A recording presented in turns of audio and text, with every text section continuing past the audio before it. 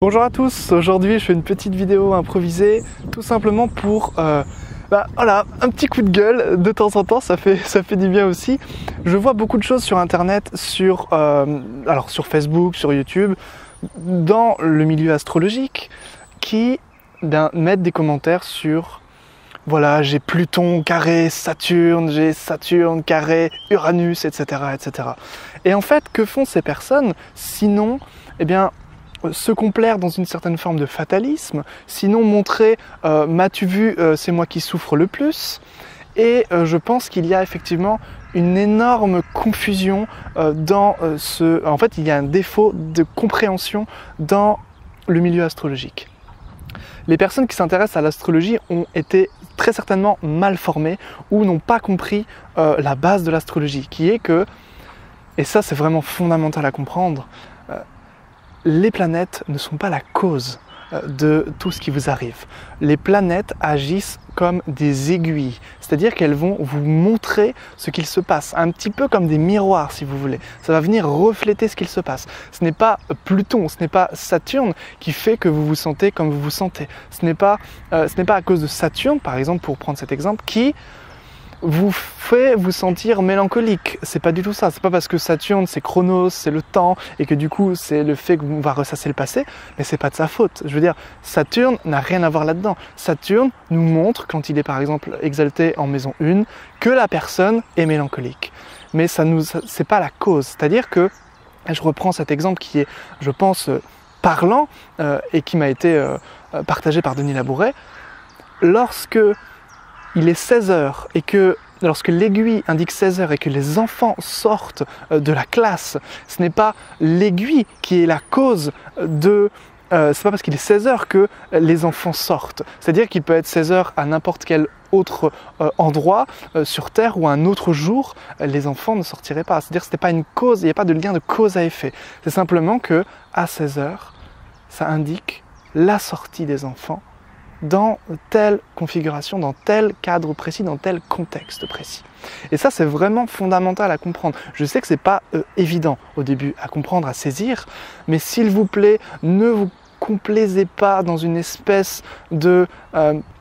je sais pas, de laxisme, de nihilisme, en fait, de fatalisme. C'est ce qu'il y a de pire. Et l'astrologie, c'est tout sauf ça, véritablement. C'est vraiment...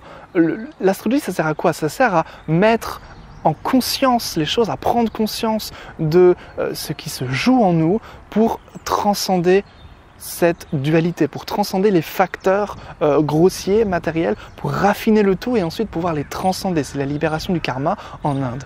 Et en astrologie occidentale, c'est la même idée. C'est-à-dire que l'astrologie, on sait ce qui arrive, on sait quand ça va arriver, et après on agit. Quand on a le pouvoir de comprendre et de connaître, de prendre conscience de ce qui se joue en nous, de ce qui se trame dans notre vie, on peut agir. Alors s'il vous plaît, ne tombez pas dans ce piège de oui, j'ai Saturne carré, Pluton, Uranus, machin. On s'en fout. On s'en fout. L'idée, c'est vraiment de prendre conscience de ce qui se joue en nous et de transcender ça. Et ça fait que c'est une véritable force d'avoir ces caractéristiques-là. C'est une véritable force de connaître ce qui se joue en nous, et c'est véritablement dommage de se perdre dans ce nihilisme, de se perdre dans cette confusion j'ai Saturne carré Pluton, j'ai Saturne carré machin. Parce que c'est une incompréhension totale. Et l'idée, c'est bien sûr que rien n'est fataliste. Les anciens ont toujours négocié avec les dieux. Pour te donner un exemple qui vient de Babylone, quand les mages astrologues voyaient que le roi allait mourir, ils changeaient de la place du roi, ils mettaient un pauvre paysan à la place pendant 3 mois, le paysan claquait et après ils remettaient le roi à sa place pour le bien du peuple, pour le bien de la communauté, encore une fois. Alors c'est évidemment une manière extrême, il faut remettre les choses dans leur contexte et tout cela, mais l'idée c'est qu'on a toujours le moyen de négocier avec les dieux, avec les astres, avec les symboles, mais encore une fois ce n'est pas la cause, c'est simplement les aiguilles, c'est ce qui va arriver, c'est ce qui se passe, c'est ce qui décrit, et c'est également une voie vers une direction, une voie vers la guérison, c'est une direction, une piste de guérison.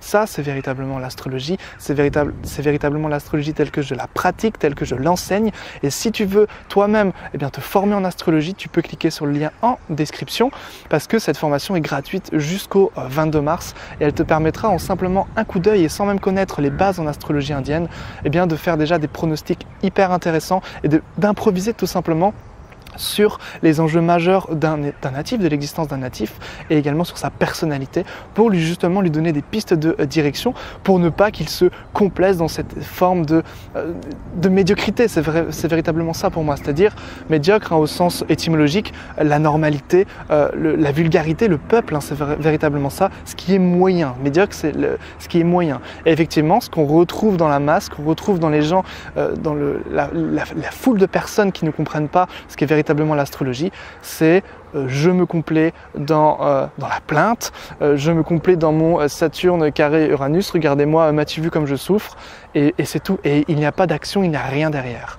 Alors que moi je préfère les gens qui se plaignent une fois et après qu'ils agissent et qui arrêtent de se plaindre constamment et qui se bougent et qui, il y a des remèdes astrologiques, il y a de l'alchimie, il y a de la pratique spirituelle, il y a du yoga, il y a énormément de choses, il y a le fait d'agir aussi, de se bouger les fesses tout simplement. Un exemple typique, si dans mon thème ou dans le thème d'une femme, il n'y a pas d'enfant, c'est aiguillé qu'il n'y a pas d'enfant, cette femme pourra quand même avoir des enfants. Pourquoi? Parce qu'il y a aujourd'hui des progrès scientifiques, des progrès technologiques. Rien n'est écrit d'avance. C'est important de le comprendre, surtout quand on est astrologue et qu'on étudie l'astrologie. Voilà, donc si ça t'intéresse, je t'invite à cliquer sur le lien en description.